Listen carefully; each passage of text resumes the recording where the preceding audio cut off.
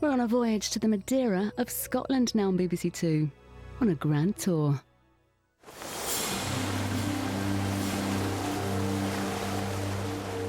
For generations, the Firth of Clyde was the holiday destination of choice for millions of Scots, both rich and poor. Here you could enjoy healthy sea breezes, take a dunk in the briny, and have a glass or two of your favourite tipple. And, if you were rich enough, you could enjoy all of the above at the same time. Bottoms up. In this series, I'm retracing the routes taken by some of the early tourists to Scotland. From as early as 1820, publishers began producing tourist guidebooks, and Black's Picturesque Guide to Scotland was one of the first. A copy of this wonderful volume has been in my family for generations. It was always kept in my father's car when we went on holiday. Now I'm letting its pages guide me again on my 6 grand tours of Scotland. On the road, I'll also be dipping into the notes and jottings of some early travellers to hear about their experiences. This time, I'm on a voyage to discover how visitors from all walks of life enjoy the islands, towns and sheltered bays of the mighty Firth of Clyde.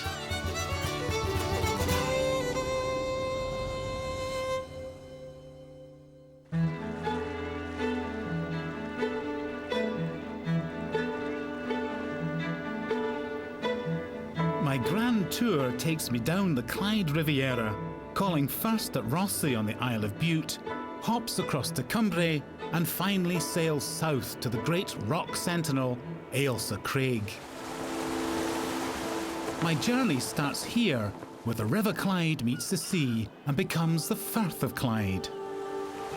This is somewhere that I know very well, and I'm particularly fond of. I spent a huge amount of time as a child on this stretch of water, thanks to my father's obsession with sailing. He was once a member of the Clyde Cruising Club and was the proud owner of an antique yacht built in 1890 called West Wind. Now, before West Wind dragged her anchor and was wrecked, she was my father's sailing craft of choice, and from time to time, he even took his sons with him. But West Wind was a much more modest craft than the one I'm sailing today. It was in Victorian times that the sport of yachting really took off, when yachts of up to 100 feet in length, with a full-time crew and every modern convenience, sailed these sheltered waters. In the early days, yachting on the Clyde was restricted to Scotland's super rich, men who'd made an absolute fortune from the Industrial Revolution. And if you've got it, flaunt it, they say. And what better way of demonstrating your newfound wealth and social position than by owning and racing a beautiful yacht?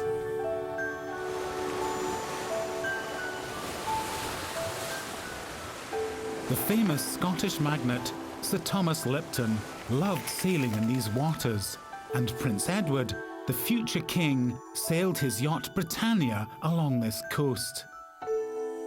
By the end of the 19th century, the Clyde had become a playground for the rich, and its many coastal towns and villages flourished.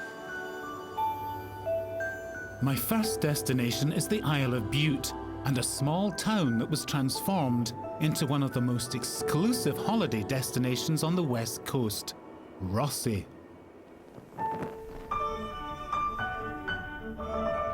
According to Black's, Rossi is agreeably situated at the head of a deep bay, which affords a safe anchorage ground in any wind.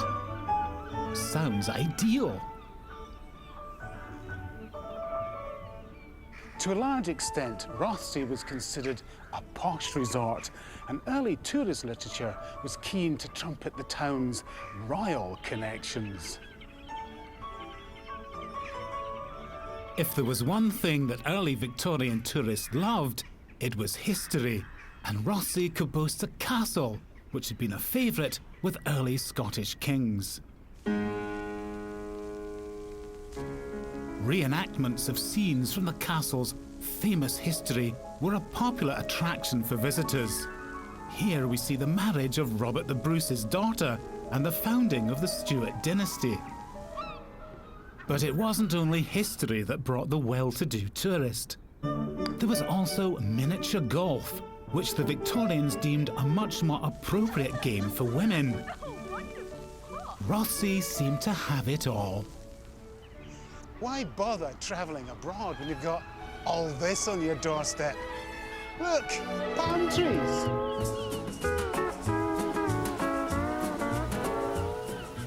Rothesay's main selling point was its climate, which Blacks enthusiastically describes as mild and genial.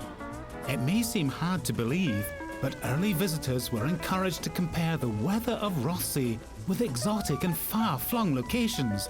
Incredibly, the town promoted itself as the Madeira of Scotland. Not only was the climate of Rothesay thought to be subtropical, it was also considered to have extraordinary health benefits, and for this reason was chosen as the location for Scotland's first ever hydro, the Victorian equivalent of a health farm.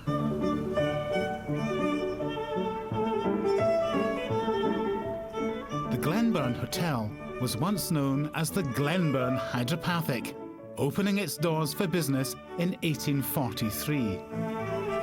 The Glenburn is still a grand and impressive building and exudes a sort of stately calm and douceness that appealed to respectable people. Hydropathy, otherwise known as the cold water cure, became hugely popular in Victorian Scotland. Hydro treatments were based on a variety of bathing and dunking cures. This, combined with fresh air, exercise, and strictly no alcohol, was meant to restore ailing patients to robust health. For middle-class Victorians, time was precious, and even leisure time had to be beneficial in some way. So what better way of justifying having a holiday than by going somewhere that would improve the health of your body, your mind, and your morals? To find out more, I've come to meet historian Dr. Alistair Dury. Alistair, the Glenburn Hotel is a pretty impressive building, and it implies to me that in Victorian times, taking a hydro holiday was really a popular thing to do. It was. It was an idea that came in from Austria in the mid-19th century, and the Scots took to it like a duck to water. They built 15 to 18 very large hotels whose main purpose is to cure people and treat them through hydropathy. It's a system of baths, it's a system of showers, it's a system of massage. Your treatment is water and water only. Your diet is meat and fish, but no drink whatsoever. Right. And some very significant figures in the Victorian world underwent hydropathy. For instance, Charles Darwin, Tennyson, Florence Nightingale when she comes back from the Crimea. These are important people, and they're saying it's good for them. Why shouldn't it be good for you? So it's got a Victorian celebrity endorsement, in a sense. Absolutely. Well, I think I'm in need of some remedial care. I can see you are. So to try and understand just why the Victorians were so keen on hydropathy, I volunteered to experience one of the most popular treatments firsthand. The wet sheet. Lucky me. This is the centerpiece of hydropathy, wrapping you in cold, wet sheets. That's ghastly. Like a mummy. And Jane will now do that. Oh, this is hideous. What's the point? The point is that it's going to get you to perspire, and the perspiration will bring the badness out of your system and open your pores for fresh air. This is doing you good. No, it's not. It's not. You may feel it's unpleasant, but our objective is to get you to perspire. At the moment you're shivering, your body is reacting, but this is your first experience of the process. Have you tried this, Alistair? I believe it's far better for the invalid to experience these things than the doctor. But we will wait and watch and see. I can't imagine it will do me any good whatsoever. You can only trust in the experience of the many thousands of people who've experienced this treatment to their benefit And I may say, with much less complaint than you. Ah, but they're all dead, let's face it. You're hastening me on my way, I'm sure. It's freezing! We will return in an hour or so. An hour? I think my core body temperature has dropped dangerously. The Victorians may have lapped this up, but paying for the privilege of being wrapped in soggy towels is not my idea of fun. And one early hydropathy patient agreed.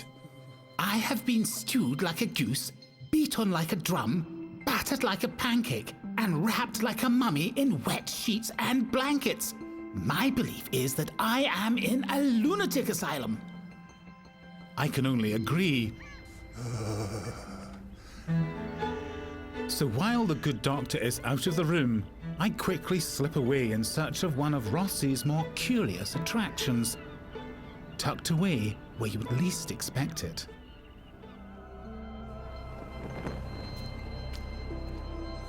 Now, you wouldn't normally take a camera into a public toilet unless you wanted to get arrested, which I don't. So before I go any further, I'm just going to check behind this door to make sure there isn't anyone inside about to be seriously embarrassed. Hello? I think we're okay. I can now reveal all in its quite, well, exceptional magnificence. It's a veritable porcelain palace, a shrine to the urinal. These splendid toilets were built in 1899 and are really quite something. 14 urinals, each crowned with marble, walls and floors entirely clad in decorative ceramic tiles, and glass-sided cisterns feeding water through shining copper pipes. What all this opulence says to me is wow. Now just imagine coming here 100 years ago for the first time as a tourist, perhaps from overseas. Well, what would you think? Well, you might think if the society that built this was so technologically advanced that it could create a palace, really, to meet a very basic human need, then what would its real palaces be like? Its great civic buildings, its battleships, its engines of war. And that's a really awe-inspiring thought to have in a loo.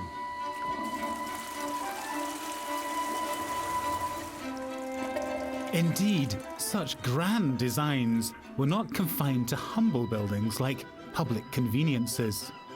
And just outside the town is the ultimate example of Victorian ambition and ingenuity. This is Mount Stuart House. Built in 1877, it's a distillation of the Victorian obsession for an imagined past, combined with all the mod cons of the age.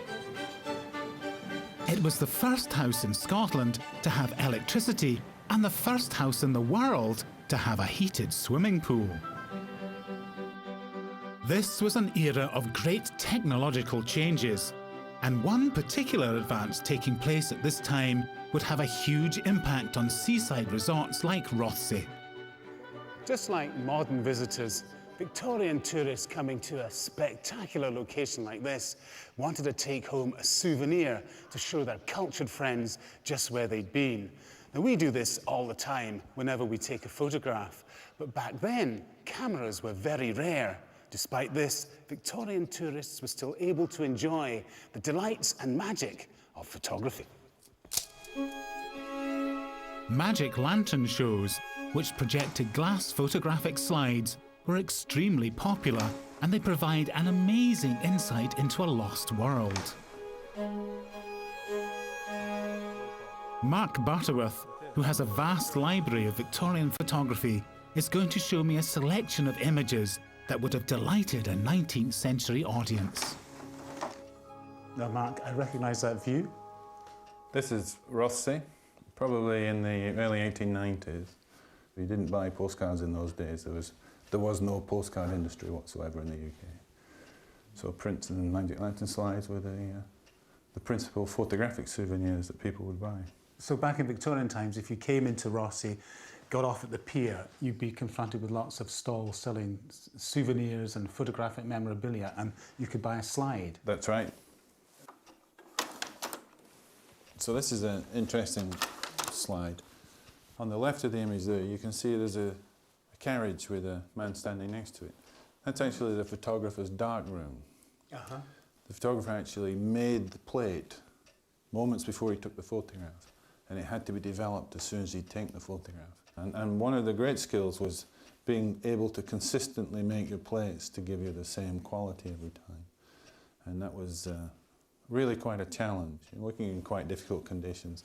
It's amazing, because at that time, this was a cutting-edge technology. Oh, absolutely, yeah.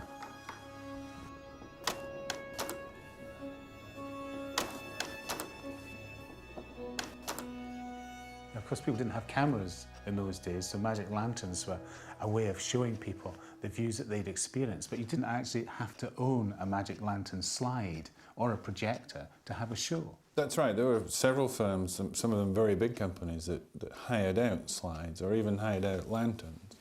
And they would come with a set of lecture notes, and that was very common. That's amazing. It's like ordering a DVD online now. Exactly the same process, but 130, 140 years ago. Now, how popular were magic lantern shows like this, to show slides like the ones you're showing me? Very popular. This was a very common form of entertainment. Towards the end of the 19th century, you either went to the theatre, you went to the music hall, or you went to a magic lantern performance. Seeing slides like this might encourage you to visit. And visit they did. By the turn of the century, the Clyde was no longer the preserve of wealthy tourists. The age of mass tourism had begun. I'm continuing my journey to the Isle of Cumbrae to find out how coastal towns and villages were transformed by another technological advance, the steamer. Joining me for this leg of my grand tour is steaming enthusiast Ian Quinn. Ian, as I understand it, steaming really started here on the Clyde. It certainly did. And it was down to one man, and Henry Bell, and the little paddle steamer, the Comet, Europe's first commercial steamship. What was the inspiration behind the Comet? Bell was an hotel owner in Helensburgh, and he saw this wonderful estuary and said, the best way to take people down is by steamship. The Comet was launched on the 10th of August 1812. The sound of the paddle was heard down the Clyde for the first time. So really, the whole business of pleasure steaming began on the Clyde. It did. The 1850s, 1860s, it had really started to take off. Steamers were getting a bit bigger. Speed was getting a bit more powerful, so you could then travel a bit further in a day. How many steamers would have been plying their trade here? By the 1880s, you would have had about 40, maybe more. This is cutting edge, this is new, this is the future. Oh yes, this was the future, and by the 1920s and the 1930s, you could travel the whole Clyde and back in a day. It would have been lovely to have got away from the dirty, smelly city to the fresh air of the Firth of Clyde.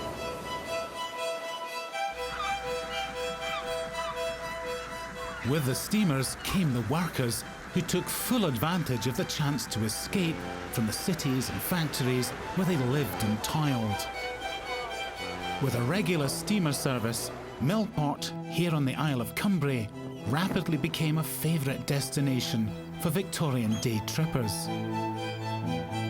My guidebook, Blacks, describes Millport as one of the great summer resorts of the inhabitants of Glasgow, and advises travellers that the town's population is trebled by visitors in the summer. They came looking for a bit of fun and a break from their hard-working lives. But with only one day off a week, they tried to pack in as much as possible. So perhaps predictably, some Clyde resorts began to acquire a rather colourful reputation for being full of drunken revellers.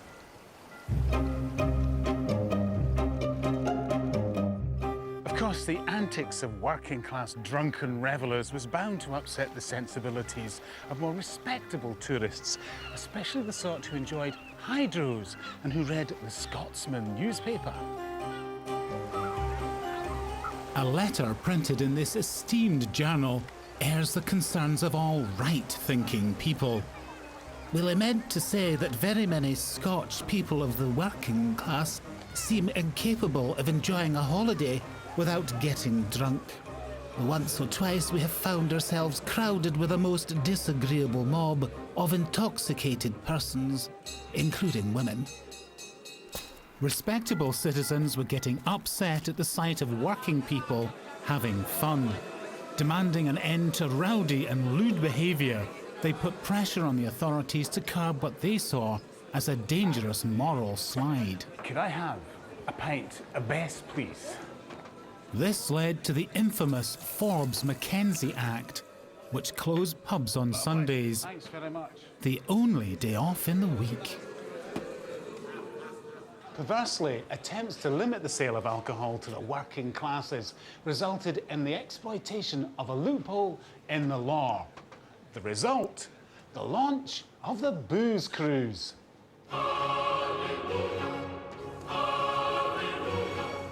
Although the new law made it illegal to sell alcohol on Sundays, it made a concession for bona fide travellers who were allowed to buy a drink. Crafty businessmen and steamer owners were quick to see this as an opportunity to sell booze to anyone sailing on a Sunday. Oh, happy day. Suddenly steamers were offering Sunday specials for the workers, and soon everyone was steaming. Not only did these day trips give rise to the expression steaming to describe someone who's drunk, it actually made the Clyde coast even more desirable. Perhaps the most vivid record of the massive social change that was taking place is the seaside postcard. I'm meeting historian and postcard collector Eric Simpson to find out more. Eric, we've got a wonderful collection of cards here, and they really are unique because they provide a fascinating window on the past. Now, this is all social comment, really, and particularly the habits of some of the more enthusiastic tourists, some chaps looking as if they're really enjoying themselves.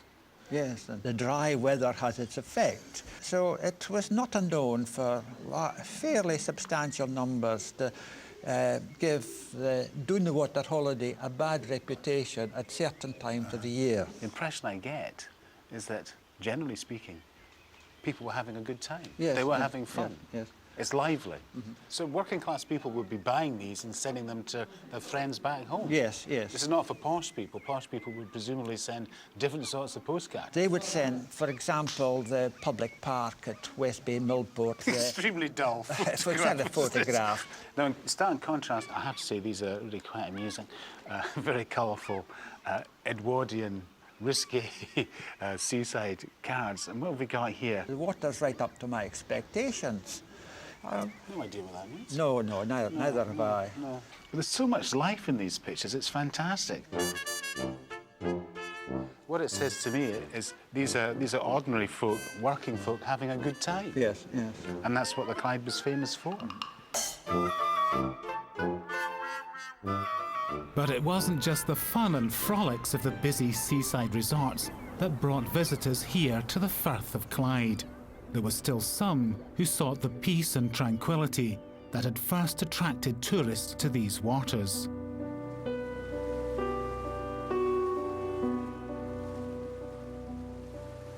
Those early yachtsmen on the Firth of Clyde may have been industrial magnates showing off their wealth, but gradually sailing became much more accessible, with more affordable boats being built and sailing clubs springing up along the coast. I've been invited aboard the vintage yacht Camilla by Bill Ingalls to travel in style to my final destination. Bill, Camilla, she's a beautiful boat. She must be one of the oldest craft sailing on the Clyde. So I'm led to believe. Camilla was commissioned for a Mr. Charles Miller of Tynerbrook and built in 1894. At 117, she's not doing badly. Yeah. But like any old lady of 117, she's marginally incontinent. Oh no, I don't want to hear She this. does leak. Because the story of yachting on the Clyde really begins with men of tremendous wealth from the Industrial Revolution showing off Yes. in huge boats. That was for the elite, but this is something quite different. And what kind of person would have been able to afford a boat like this? A successful shopkeeper, businessman, tradesman. I mean, she's not like the big Victorian yachts with a paid crew of 20 hands, constantly kept available. It's not kind of showing off, it's not ostentatious. No. Do you think this is the beginning of perhaps the idea of yachting for a man of more modest income? Do you Yes. think? Oh, very much so. Very much so. For me, this is the best way to enjoy the Firth of Clyde. And I have to say that sailing on this little yacht takes me back to the many trips I had as a child on board my father's boat.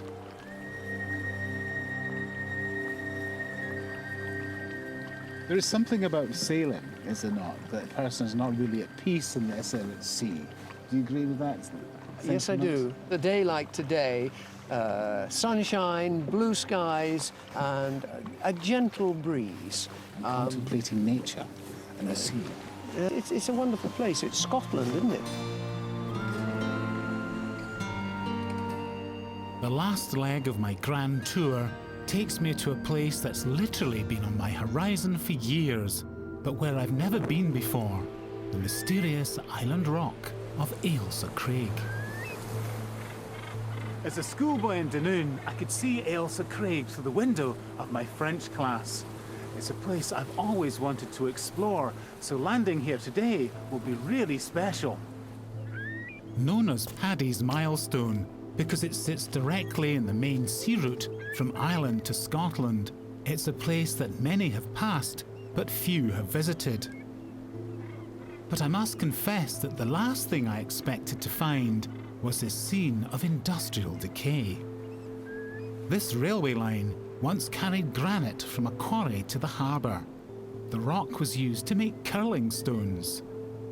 The quarry closed long ago, and the last inhabitants left the island in the 1990s when the lighthouse became automated.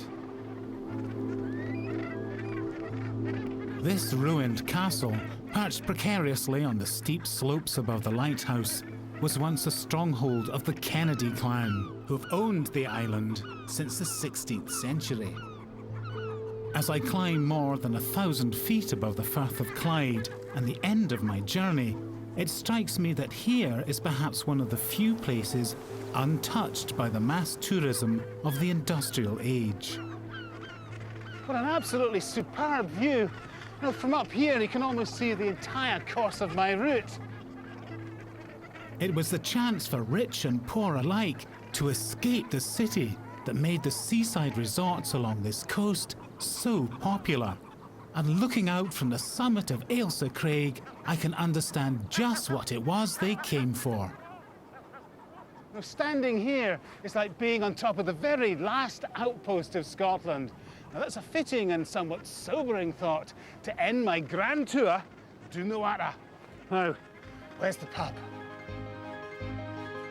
Next on Grand Tours, I'm exploring the Central Highlands on a vintage bike to experience the charms of nature.